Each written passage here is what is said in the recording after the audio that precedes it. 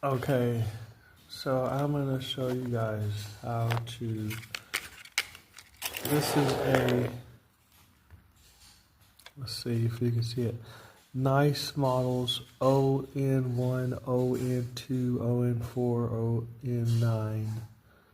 This is all that information, and you replace it with a CR2032. This is a battery it came in, that came with it, and it's not doing what it needs to do, and we have to replace it.